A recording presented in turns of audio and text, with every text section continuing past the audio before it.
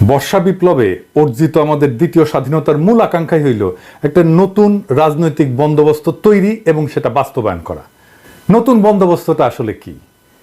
নতুন বন্দোবস্ত হইতেছে রাজনীতিতে ইন্ডিয়ার অধীনতা এবং হস্তক্ষেপ মুক্ত স্বাধীন গণতান্ত্রিক এবং সার্বভৌম বাংলাদেশের বিনির্মাণ সাধন।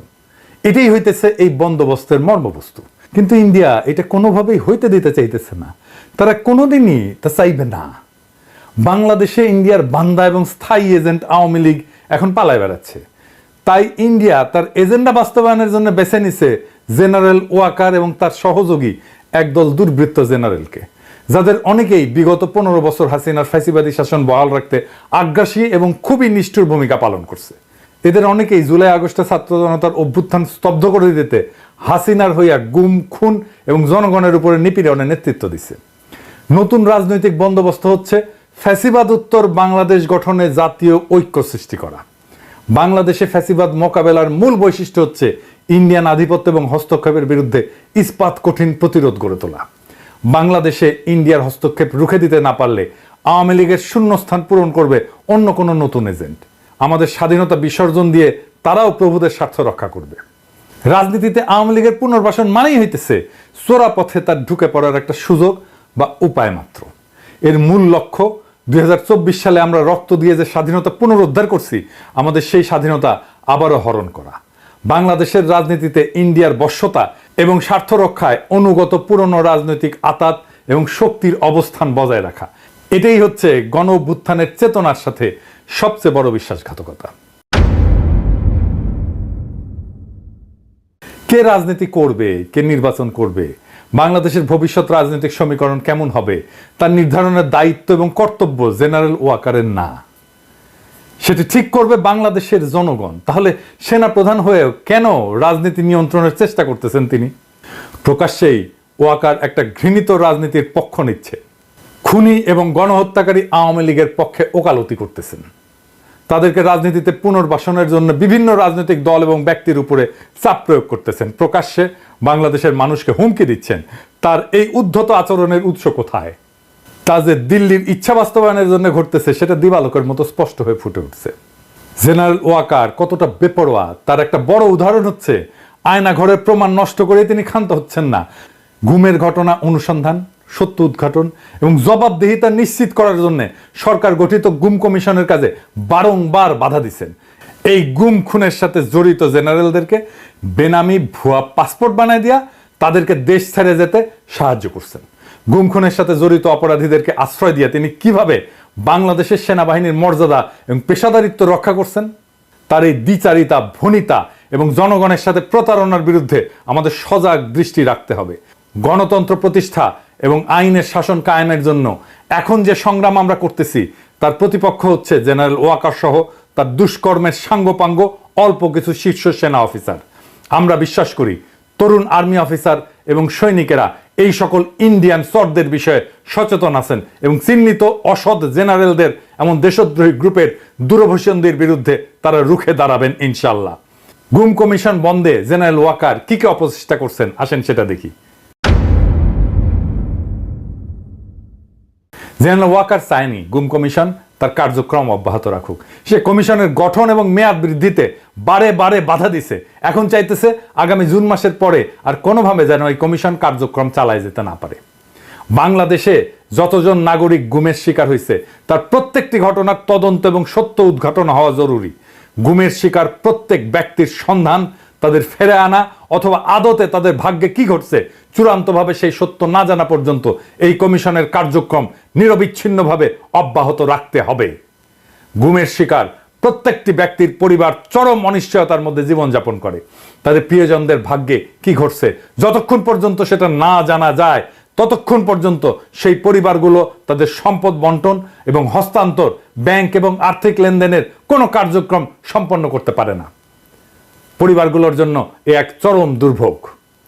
এই রকম বিভীষিকাময় অবস্থা থেকে নিস্তার পেতে হলে তাদের জীবনকে স্বাভাবিক অবস্থায় ফিরে আনতে পারবে একমাত্র গুম কমিশনের ধারাবাহিক কার্যক্রম। এর সাথে বিচার পাওয়ার অধিকার এবং অপরাধীদের শাস্তি নিশ্চিত করতে এই কমিশনকে নিষ্ঠার সাথে লম্বা সময় ধরে কাজ করে যেতে হবে।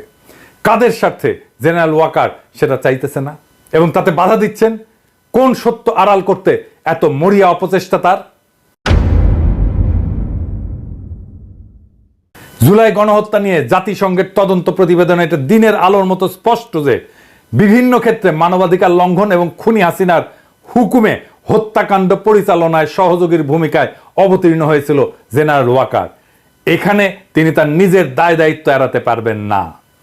জাতিসংঘের তদন্ত প্রতিবেদনের নিরাপত্তা বাহিনীগুলোর সংস্কারের জন্য যে সুনির্দিষ্ট সুপারিশ দিছে তা বাস্তবায়নের জন্য আমাদেরকে জানতে হবে জুলাই আগস্ট মাসে আন্দোলন দমনে সেনাবাহিনী কতটা ব্যবহৃত হয়েছিল, কমান্ড কিভাবে পরিচালিত হয়েছে তা জানা জরুরি।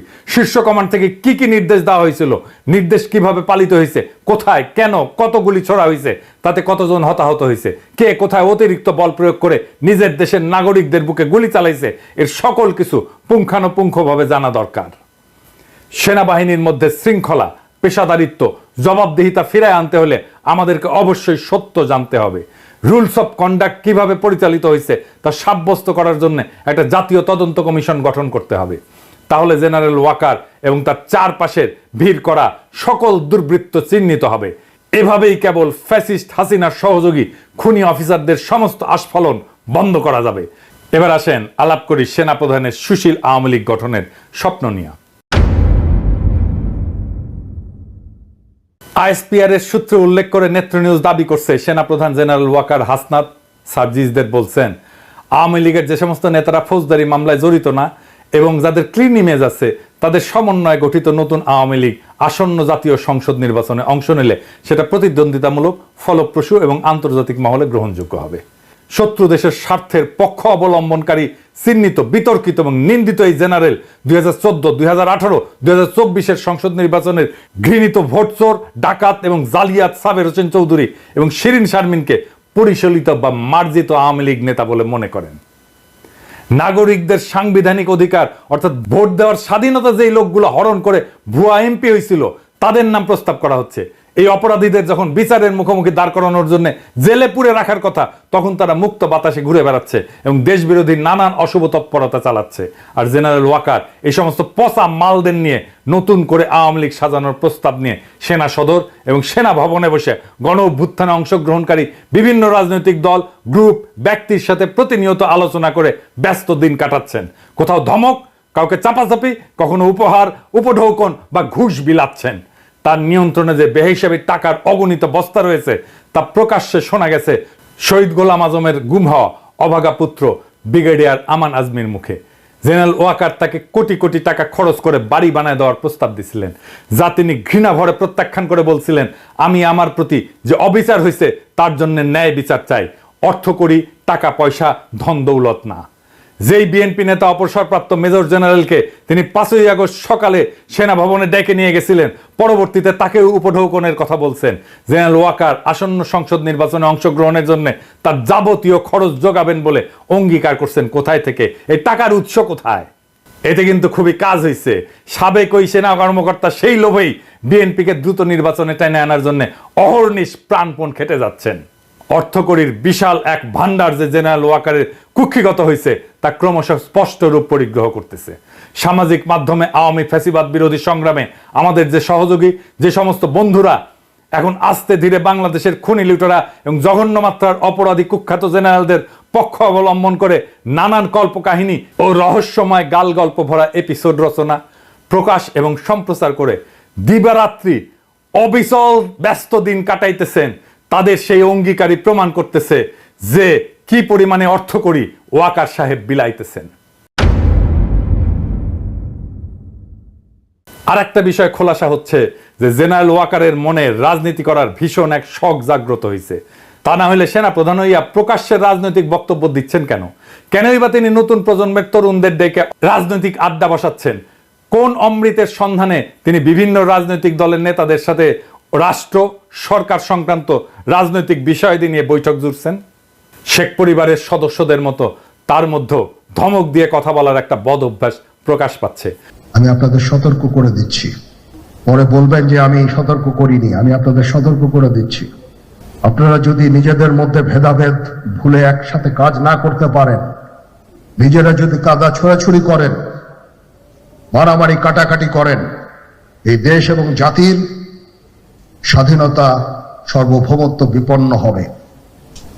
আমি আজকে বলে দিলাম, নাইলে আপনারা বলবেন যে আমি আপনাদের সতর্ক করিনি। আমি সতর্ক করে দিচ্ছি আপনাদের। গত 25শে ফেব্রুয়ারি শোকাতুর পরিবেশে রাওয়া ক্লাবে শহীদ সেনা কর্মকর্তাদের পরিবার পরিজনদের উদ্দেশ্যে দেওয়া বক্তৃতাটা আবার একটু শুনে দেখেন। তিনি ধমক দিয়ে সকলকে সতর্ক করে বলছেন 2009 সালে বিডিআর এর সংগঠিত হত্যাকাণ্ডের বিচার নতুন করে আর করা যাবে না।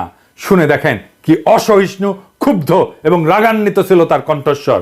এই বর্বরতা কোনো সেনা সদস্য করেনি, সম্পূর্ণটাই তদানীন্তন বিজিবি সদস্য দ্বারা সংঘটিত। Full stop. এখানে কোনো ইফ এবং বাট নাই। কারণ তিনি ওই ধ্বংসযজ্ঞের সময় অকুস্থলে উপস্থিত ছিলেন এবং নীরব ভূমিকা পালন করছেন। নীরবতা যে সম্মতির লক্ষণ, তা কি বাংলাদেশের জনগণকে নতুন করে শেখাতে হবে? আর এই তো সেদিন 11ই মার্চ হাসনাত সার্জিসদের মতো তরুণ প্রজন্মের নেতাদেরকে তিনি ধমক দিয়ে বলছেন, you people know nothing, you lack wisdom and experience, we are in the service for at least 40 years, more than your age.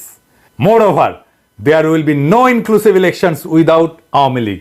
যেহেতু ইংরেজিত কইছে তাইলে তো সত্যিই কইছে, তাই না? কিন্তু ওটার অর্থ হইলো তোমরা কিছুই জানো না। তোমরা দেখো, তোমাদের জ্ঞান অভিজ্ঞতার অভাব আছে।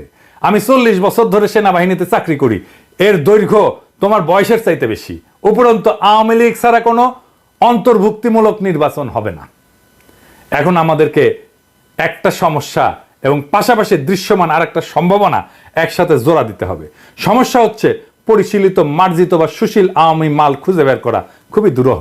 অন্যদিকে জেনারেল ওয়াকারুজ্জামান যেহেতু সেনা অফিসারদের জন্য প্রযোজ্য চাকরিবিধি লঙ্ঘন করে রাজনীতির ব্যাপারে উৎসাহ দেখাচ্ছে, সেহেতু উদ্ভূত পরিস্থিতিতে প্রধান উপদেষ্টা ডক্টর মোহাম্মদ ইউনূসের উচিত বেয়াড়া হয়ে ওঠা এই লোককে সেনা প্রধানের পদ থেকে চাকরিচ্যুত করে পরিশীলিত আওয়ামী লীগ গড়ে তোলার লক্ষ্যে ছাইড়া দেওয়া।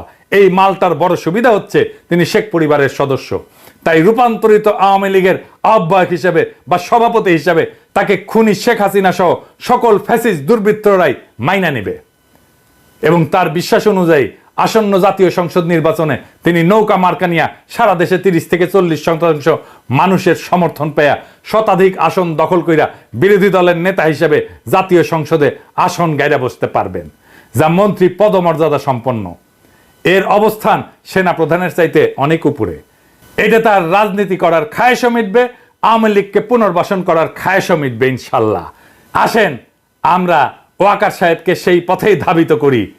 আপনার জন্য ওয়াকার সাহেব আগাম শুভকামনা রইল। রাজপথে আপনার সাথে মোকাবেলা হবে।